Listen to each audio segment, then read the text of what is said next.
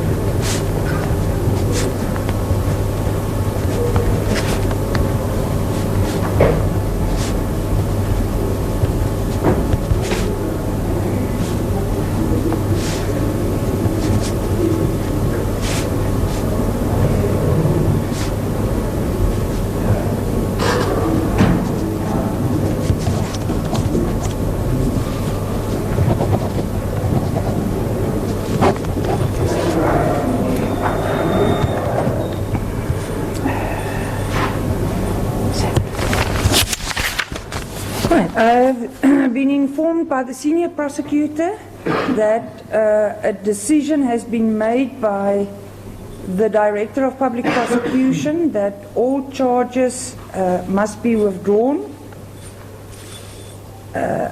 against accused number 2, is the accused before court.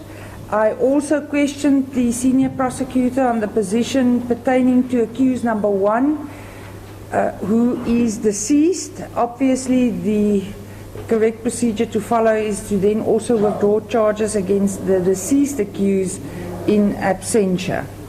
Subsequently, all charges are then withdrawn against both accused number 1 in absentia as well as accused number 2, who is before court.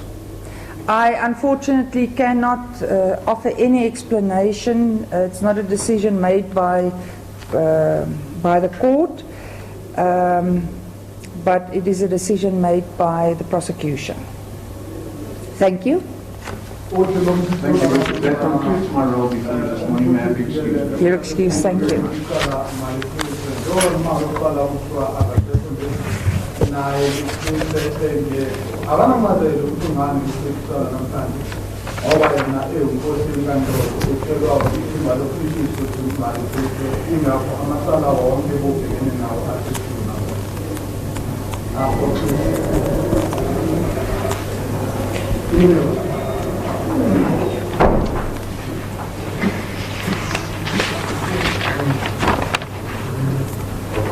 Nkandla Mboto.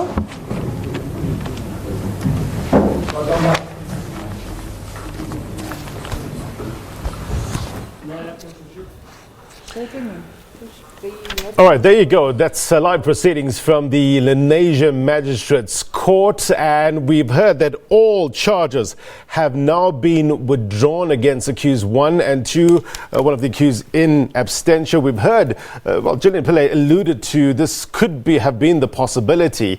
We're going to try and get her back in terms of finding out what sort of effect would this have in terms of the case. Remember, Fita Khupe's case was postponed in February, days after his co-accused Ernest Mabaso was found dead in an apparent suicide in a Cape Town police holding cell. The 27-year-old had been transported to Cape Town to collect evidence which he had claimed would prove his claims that Khupe was the mastermind behind the killings, despite Mabaso admitting to carrying out the murders. Now, during his last court appearance, Khupe, who was 61 years old, had continued on his bail bid without Mabaso, and he also tried to get the case against him dismissed on the grounds that the person who had implicated him in the crime was dead, meaning that the prosecution would now rely on hearsay evidence of a dead person to prosecute him. So we're going to try and catch up with Gillian Pillay in a short while to get some of the reaction with regards to all charges being withdrawn. All right, we're going to take